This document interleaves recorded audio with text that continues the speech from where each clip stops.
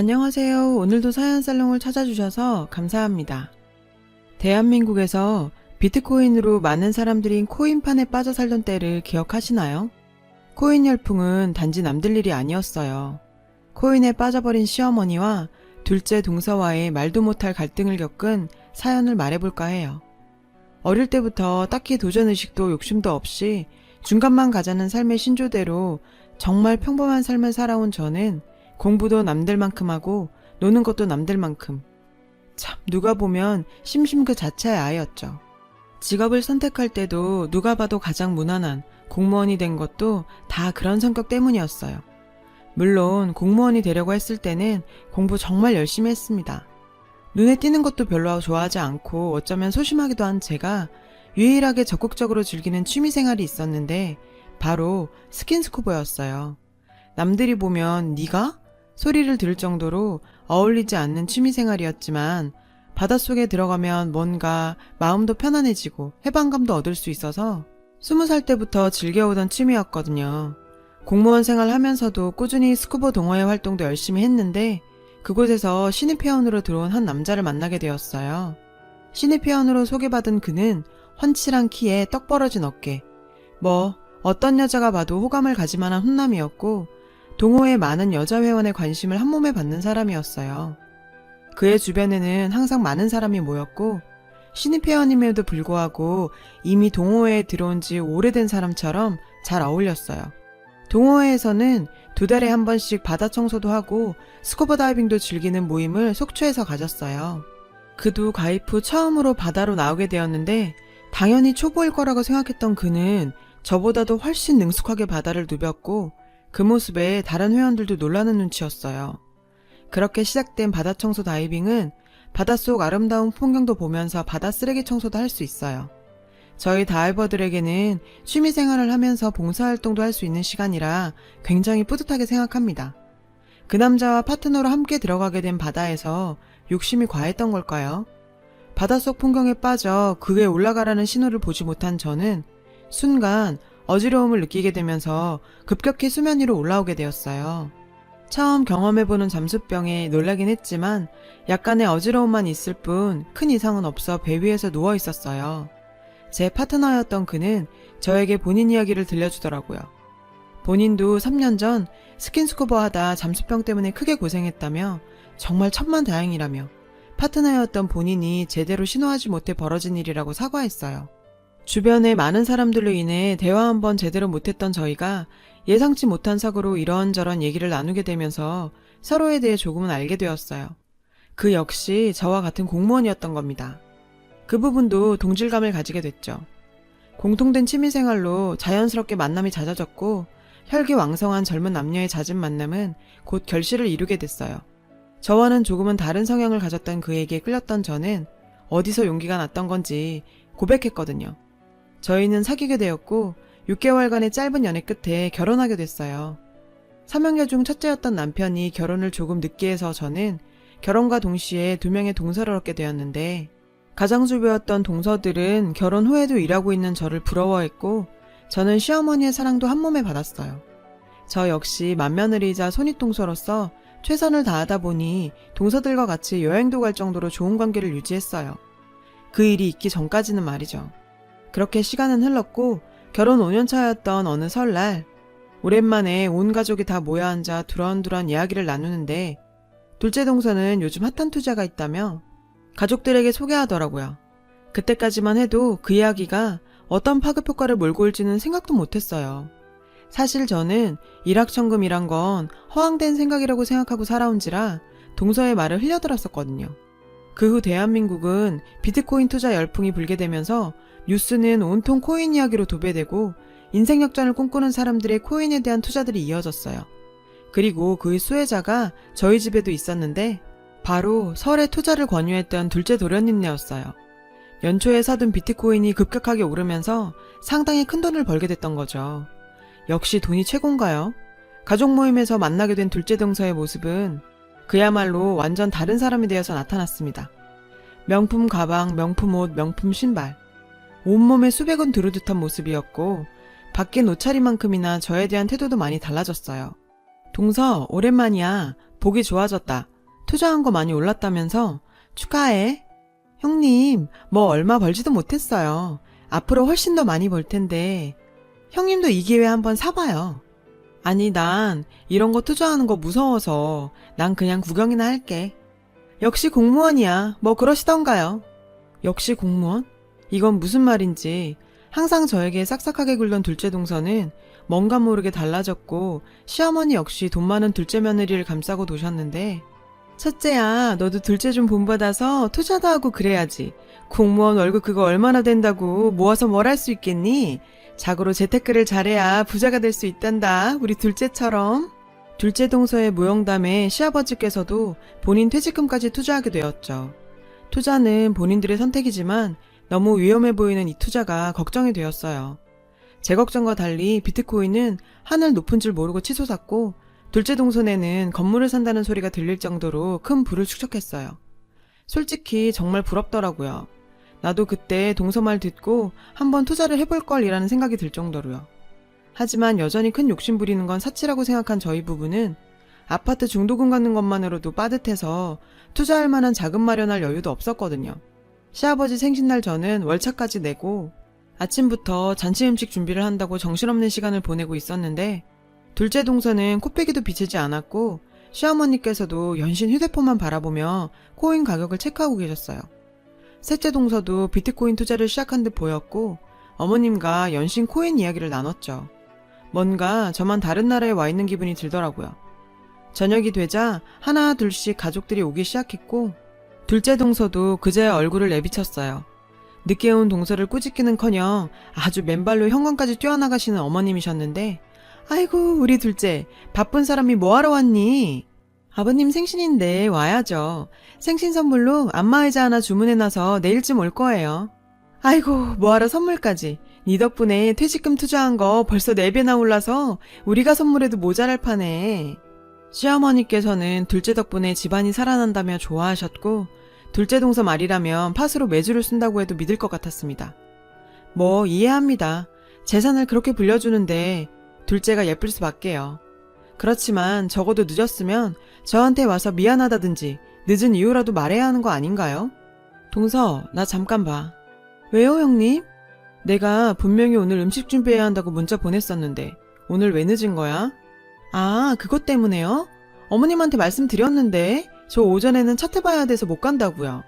형님은 잘 모르시겠지만 요즘 워낙 시장이 빠르게 움직여서 제가 잠깐이라도 놓치면 안 되거든요. 네, 저는 그런 거 몰라요. 그런데 차트고 뭐고 제가 보낸 문자에 답장하는 게 그렇게 어려웠는지.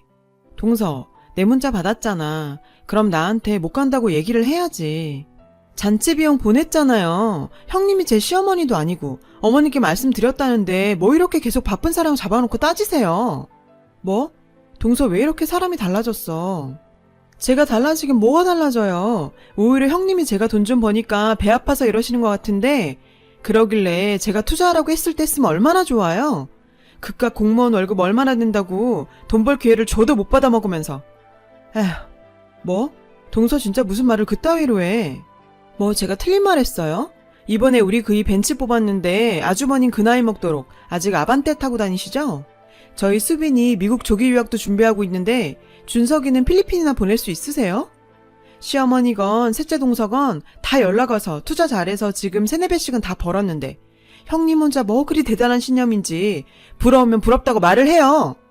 주방에서 동서와 저와의 다툼 소리를 듣고는 시어머니께서 주방으로 오셨는데 지금 둘이 뭐 하고 있니? 첫째야, 내가 오지 말라고 했다. 아무리 손윗동서라도 이렇게 사람 불러서 혼내고 하면 되겠니? 정말 어처구니가 없었어요. 누가 혼을 냈다는 건지 오히려 동서한테 훈계받은 건 난데 말이죠. 아니 어머님 그게 아니라 됐고 너 일 다 했으면 집에 가라. 괜히 좋은 날 집안에 분란이나 일으키고. 둘째야 괜찮니? 시어머니의 차디찬 눈빛을 받으면서 저는 그 길로 집으로 왔고 곧이어 남편도 아들과 함께 집으로 돌아왔습니다. 집으로 들어오는 남편과 아들을 보자 저는 꾹 참았던 눈물이 쏟아졌어요. 여보 미안해. 내가 그때 동서 말 듣고 투자만 했어도 당신도 벤츠 타고 다닐 수 있고 우리 준석이도 유학도 보낼 수 있는데 내 고집 때문에. 집에 오면서 곰곰이 생각해보니 동서가 싹수 없이 말해서 그렇지 제 신념 따위 조금만 꺾어놨으면 남편이나 아들에게 더 좋은 환경을 제공할 수 있었을 텐데 라는 생각을 하니 가슴이 찢어질 것 같았어요. 아니야 여보, 나도 순간 혹하긴 했는데 그런 위험한 투자가 결말이 좋은 것도 못 봤어. 우리는 우리 주제에 맞게 차근차근 모아서 살면 되는 거야. 남편은 저를 이해해 주더라고요. 오히려 다독였죠. 아들과 얘기하다 알게 된 사실인데 시아버지 생신날 제가 집을 뛰쳐나가고 남편은 둘째 동서네에게 아주 크게 화를 내고 돌아왔다고 들었어요. 그래도 내 편이 있다는 생각에 마음이 든든해졌습니다. 시간이 흘러도 비트코인 열풍은 잠잠해질 줄 몰랐고 둘째 동서뿐 아니라 시어머니와 셋째 동서까지 비트코인에 빠져들었죠.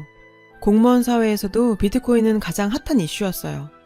아, 어떡하냐. 이번에 적금 깨서 들어갔는데 완전 폭락했네. 마누라한테 걸리면 이거 큰일인데. 김 과장님, 무슨 일 있으세요? 코인 완전 폭락해서 폭락. 나 이제 완전 조진 것 같은데. 회사에서도 비트코인 폭락 소식은 최대 이슈였어요. 정말 며칠 동안 회사에서는 한숨소리만 들릴 정도였거든요. 내 주변에서도 이렇게 많은 사람이 코인을 하고 있었구나. 새삼 실감나는 순간이었어요. 어차피 내일도 아니고 대수롭지 않게 생각하고 있었는데 시어머니께 전화가 왔고 저와 남편을 집으로 부르시더라고요. 그곳에는 둘째와 셋째 내외가 모두 모여 있었어요. 얘야, 저번에는 내가 미안했다. 그때 내가 좀 흥분한 것 같다. 갑자기 저에게 사과를 하시는 시어머니와 옆에는 뭔가 바라는 눈빛으로 저를 바라보는 둘째 동서가 있었는데요. 형님, 저도 저번에는 제가 실수했어요. 정말 죄송해요. 그런데 다름이 아니라 이번에 코인이 많이 떨어져서 현금 자산이 많이 없어서 그런데 그 형님하고 아주버님 공무원이시잖아요. 그 공무원 대출 좀 받아서 빌려주시면 한 다음 주 정도면 충분히 제가 갚아드릴 수 있는데 좀 빌려주세요. 이자는 잘 쳐드릴게요. 그래 힘들 때는 돕고 살아야지. 너희가 공무원이라서 얼마나 다행인지 모른다. 이번 기회에 너희도 제대로 투자 한번 해서 떵떵거리면서 살아봐야지. 코인이 떨어졌을 때가 진정한 기회라며 저희에게 공무원 대출을 받아서 빌려달라는 둘째 부부와 시어머니였어요. 진짜 할 말이 없었어요. 어머님, 정신 좀 차리세요. 아직까지 손해 안 보셨잖아요. 이제 빼세요. 버실 만큼 벌었잖아요. 욕심내지 마시고요. 아버지 퇴직금이잖아요. 거기다가 이것저것 더 끌어다 넣으셨다면서요. 잘 되면 좋겠지만 안 되면 어떻게 하라고 이러시는 거예요. 어머, 얘 봐라. CME를 가르치려고 드네. 안 빌려줄 거면 안 빌려준다고 하면 되지. 뭘 이렇게 가르치려고 드니? 형님은 솔직히 공무원 월급 얼마나 한다고. 저 잘 벌 때는 형님 연봉 며칠이면 벌어요. 푼돈 모아봐야 푼돈이에요. 언제까지 그렇게 구질구질하게 사실 거예요? 그래, 난 이렇게 살련다. 그 푼돈 모아서 아파트 샀고 코인만큼은 아니지만 아파트 가격도 잘 오르고 있고 나름대로 우리 준석이 유학자금도 모으고 있어.